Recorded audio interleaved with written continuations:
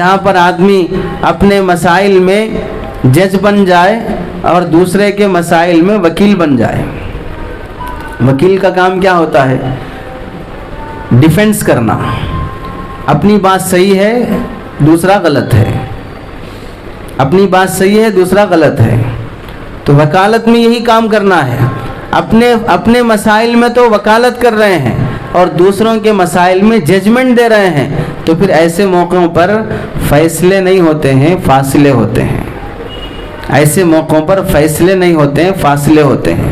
آدمی کو اپنے مسائل میں ججمنٹ کرنا چاہیے، دوسروں کے مسائل میں وکالت کرنا چاہیے۔ نہیں بیچارے سے غلطی اس واسطے ہو گئی ہوگی، اس نیت سے بولے ہوں گے، یہ سوچ کر بولے ہوں گے، ایسی تعویل کر لینا چاہیے۔ یہ نہیں کہ یہ کیوں بولا ہے، ایسا کیوں بولا ہے، میرے کوئی نشانہ بنا کر بولے ہیں۔ تو کوئی اجتماعی کام ہوتا ہے تو اس میں ہم سب ہاتھ پیر بننے کی کوشش کریں، ہم ہاتھ پکڑنے والے بنیں، پیر پکڑنے والے نہ بنیں۔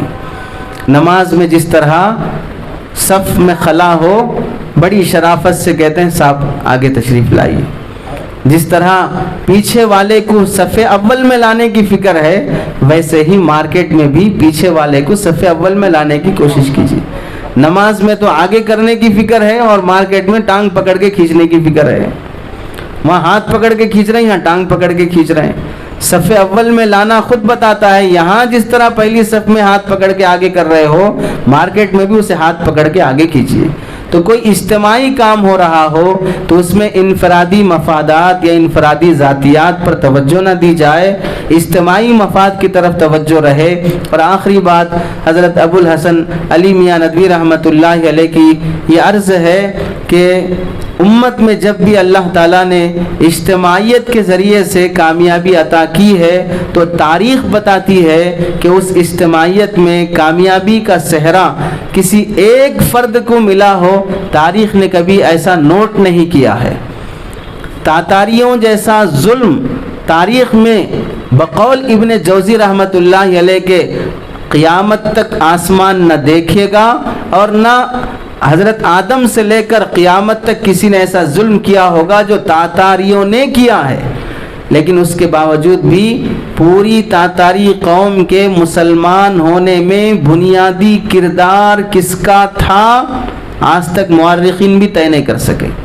فلاں صاحب کی محنت تھی، اس واسطے پورے تاتاری مسلمان بن گئے۔ ہم زبانیں تو بولنے کے لیے بول دیتے ہیں، فلاں صاحب امریکہ گئے اور پورے علاقے کو بدل دیا، فلاں جماعت وہاں پر گئی اور پورے علاقے کو بدل دیا۔ کہاں بنیادی محنت ہوتی ہے اور کہاں کون لوگ روتے ہیں؟ انتساب ہم فخر کے لیے کسی اور کی طرف کر دیں، لیکن زمینی محنتیں، آسمانی دعائیں کون کرتا ہے وہ نہیں جان سکتے ہیں۔ آج تک تاریخ میں بھی نہیں لکھا ہے کہ تاتاریوں کو مسلمان بنانے میں فلاں شخص کا بنیادی کردار تھا، پوری قوم کی محنت تھی۔ اس واسطے اجتماعی کاموں میں صحرا کس کے نام جاتا ہے اس کی فکر نہیں ہونی چاہیے، اس کی فکر ہونی چاہیے کہ میں ہاتھ پیر بن کر کام کر لوں، بس میرے لیے کافی ہے۔